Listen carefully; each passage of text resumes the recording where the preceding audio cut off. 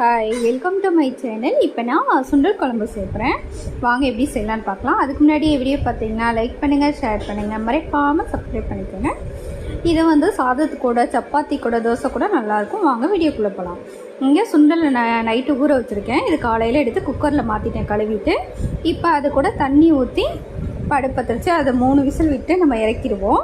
இங்கே மறுபடியும் நான் அடுப்பத்தை வச்சு கடாயை வச்சுருக்கேன். அதில் உளுந்து, கடுகு அதை போட்டிருக்கேன். அவ்வளோதான். அது பொரிஞ்சோடனே சின்ன வெங்காயம், பூண்டு அதையும் ஆட் பண்ணிக்கோங்க. அது கூட கொஞ்சமாக கருவேப்பிலை ஆட் பண்ணிக்கோங்க. அது நல்லா வணங்கினோன்னே அது கூட உருளைக்கிழங்கு, கத்திரிக்காய், கொஞ்சமாக மஞ்சத்தூள், உப்பு இதையும் கொஞ்சம் எண்ணெயிலேயே நல்லா வணங்க விடுங்க. பாருங்கள், இந்த அளவுக்கு எண்ணெயில் நல்லா வணங்கி வந்ததுக்கப்புறம் தான் தக்காளி ஆட் பண்ணணும்.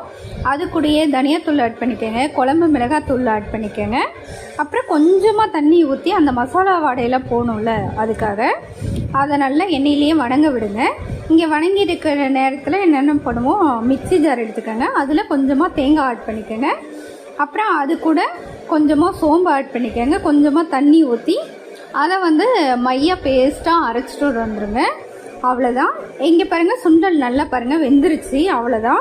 குழம்பும் இங்கே கொதிச்சிருச்சு. இப்போ குழம்பு கூட நம்ம சுண்டலை ஊற்றி கலக்கிடுவோம். இப்போ தேவையான அளவு தண்ணியும் ஊற்றிக்குவோம். அது கூட கொஞ்சமாக புளி தண்ணி நான் கரைச்சி வச்சுருக்கேன். இப்போ அதையும் ஆட் பண்ணிப்போம். அவ்வளோதான். இப்போ நல்லா பாருங்கள், குழம்பு நல்லா கொதிச்சு வந்துருச்சு.